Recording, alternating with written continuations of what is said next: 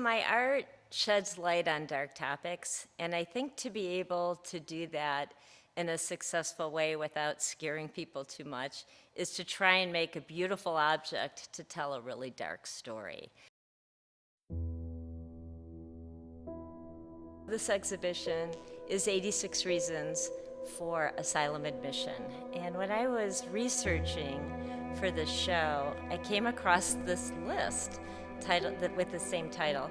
And it lists the reasons why people were sent to asylums. And when I saw how ludicrous the list was, I knew I had to tell the story. Although the list is for both men and women, when I saw things like laziness on the list or bad company, there were just so many things that just seemed so out of the ordinary. I had to look deeper. The list actually comes from the Trans-Allegheny Lunatic Asylum, and it was the list documented over a series of years in the 1800s of why people were sent or what led them there. So after 6 months of research, I made my first piece, and it was a series of 3 women. They're about this tall, and each one is wearing a molten gold mask, which is actually gold luster and required a 3rd firing. And the women are actually clothed from the waist up in a straitjacket. And from the waist down, they're wearing long skirts because, remember, I'm concentrating on the Victorian era. And their faces, each one was partially covered by a mask. And the purpose of the masks were that one obstructed speech, another one obstructed thought, and another one obstructed vision. Because even if they went into this asylum and were mentally healthy, I would say after a certain amount of time, they would end up probably with severe difficulties just because of the environment that they were thrown into. In some asylums, the patients were allowed to keep small birds in their rooms, and they would take care of these small birds. And I thought, well, gosh, so the bird is caged, but the patient can take the bird out of the cage and play with the bird or put the bird back in, but the woman herself could not leave the locked doors of the asylum. So I thought, well, that's probably going to get them really mad at some point. They're going to be jealous of the bird. So what might they do if they wanted to disregard the bird? So one of the sculptures actually is eating her bird. Another one throws the bird against her forehead and wears it like a wet washcloth, while the third in the series fashions her bird into a crown. So Escapist Amy holds a special place in my heart. I started researching about China dolls because a friend made a comment that, oh, your work is starting to look like a China doll. And I thought, well, they probably were made out of porcelain and they probably came from China. So what did the first dolls look like? And not being a doll collector of any kind, I discovered first dolls were not baby dolls, they were women. They were grown women.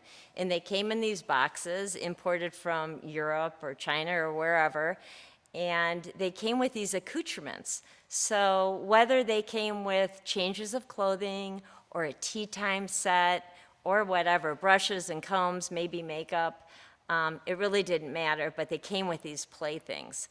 So I thought, how do I incorporate this into 86 Reasons? And I realized, well, what if the woman who is the main figure in the box was thinking, I could just escape if I could just have access to these masks. And what would the masks be? Well, one mask could be the young minister, the young pope, whatever, because religious people were probably coming in to give people their last rites. A lot of people died in the asylums. Another could be every man, because if you were a man, you'd have a better chance of escape. And then a third mask would be the nurse, because there were nurses everywhere taking care of the patients.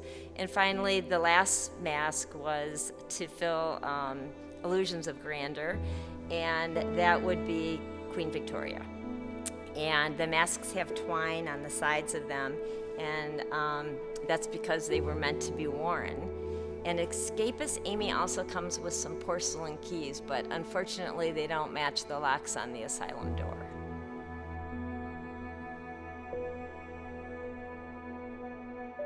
There are 3 sculptures, I tend to be working in threes, I guess, that were actually made, each one from tearing a king-size flatbed sheet apart, ripping it into shreds, and dipping it into what's called slip, which is liquid clay.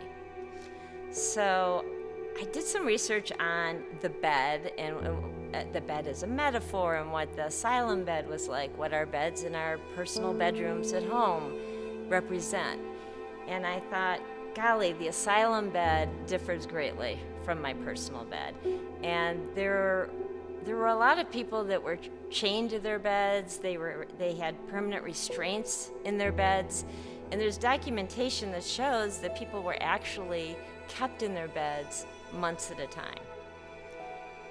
And I thought, golly, if I could make sculptures out of bed sheets that show women dissolving into their beds, and then finally the last sculpture is just a pile of sheets, that could really be something.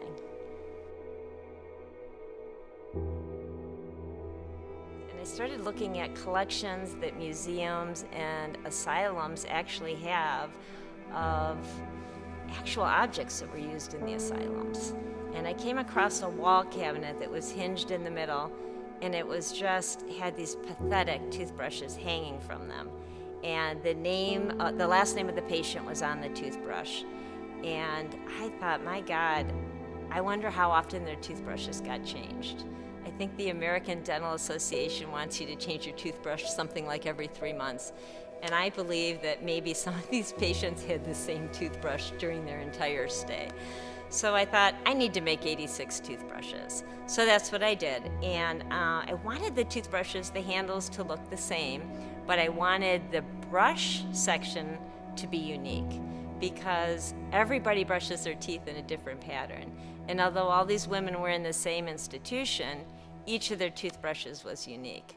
And then I started thinking about disease, and they're all hanging right next to each other, or they're stacked underneath. And I just thought, oh my God, it was just so, just such a dirty setup. So the championship cup trophies to male medical misogyny are a nod to Robert Arneson's funk art. And I got the idea from him. He did trophies for bad behavior, and I thought, this is perfect. Because when I started learning about the botched diagnosis and treatments that these poor women had to endure at the hands of these doctors, I thought they deserve a trophy for infamous behavior. And they're cumbersome and they're lanky, and that's what funk art is all about. But the bases are more pristine. And the bases show on the front facing the viewer, it's photolithography, and it's the actual photo of 3 doctors.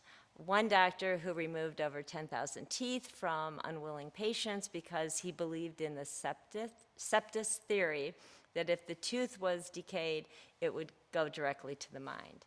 Another doctor was a huge photo enthusiast, and as soon as the camera came on the scene in the mid-1800s, he had one of the first, and he was in London in charge of a women's department of an asylum, and he believed that by taking their image, he could actually figure out their diagnosis and treatment based on their facial features. So you can imagine how many misdiagnoses that caused. And finally, the third doctor was a Portuguese doctor, and he had invented the transorbital lobotomy. And by going through the eye sockets, above the eye sockets, one could shave part of the frontal lobe of the brain, making the patient much more docile. I mean, all 3 of these are such nightmares. If you had to pick one, I don't know which would be the least worst. The first established asylum was in London, and it was the St. Bethlehem Asylum. And for a shilling on weekends and evenings, the public could come in and gawk at the unfortunate souls inside. And that was so heart-wrenching and seemed like such a violation of human rights that I thought to myself, how am I ever going to get that into some type of medium to tell the story? And I thought, what if I made shillings that were jumbo size, that were souvenirs for such an awful, awful excursion. Because who would go and do that to begin with? It would have to be someone that wants to see other people who are in deep psychological pain. And then that's just so outrageous. What if they actually paid to purchase a souvenir coin as their lasting reminder of that excursion? The hands that are projected from the wall are made from a 5-part mold of my own hand. And I always thought you could just spend a lifetime just working on the human hand. It's such an intriguing thing. And I thought, how do I show that these are the hands of the patients? So by wrapping portions of the hand in, they're actually wrapped in the sheets as well, it would take on the idea of medical gauze. It would look like these hands have been injured and they've been wrapped. So the hands are reaching out, and then of course the viewer becomes the voyeur, the one watching these people inside the asylum and paying to see them, to be entertained. And that was just wrong on so many levels that I was really eager to get it into some type of permanent form to tell the story. So Come Darling Come is a talk, or I should say a summary in my mind of Emma Hawke, who was a German woman, a young German woman, and she had one son. And she was put into a hospital with a schizophrenia diagnosis and did not get better, and was later moved into an asylum. And she was so distraught to see her son and to see her husband again that she would write on a piece of paper. She said, "Sweetheart," I said, "Darling," but she would write, "Come, sweetheart, come." And she would literally write it hundreds and hundreds and hundreds of times. And it's just a beautiful piece of paper that's heart-wrenching. And the asylum never bothered to post her letters to her husband. And that's heartbreaking in and of itself as well. Her last letter to her husband was only one word, repeated again, and again, called "come." So I'm hearkening back to the 1800s so often. How can I tie that into more present time? And I have this artist I love. She's a feminist, she's living artist by the name of Tracy Emin. And I love everything she does. She's just such a daring, fearless artist. And during COVID, she took neon in her own handwriting, and mine is also in my own handwriting. She did neons of very personal sentiments, and she had them made, and then she had them actually put like on up really high where people could see in the big train stations throughout Europe. And I thought, wow, that is really clever. You take a very personal sentiment and you make it public, highly public. And that's why I tied in the neon, because I thought then and now. I mean, porcelain, I'm working with the same material that kings and queens and emperors and empresses used and demanded for their everyday dinnerware in their vases. But I'm telling a very different story with mine. So using this beautiful, beautiful clay that is just the most gorgeous shade of white, I didn't want to cover it up with glazes of any kind. I wanted to just show the white, because the white is a shadow of a memory in a sense. And it, I think, allows people to enter their own thoughts into the sculpture and reflect upon themselves.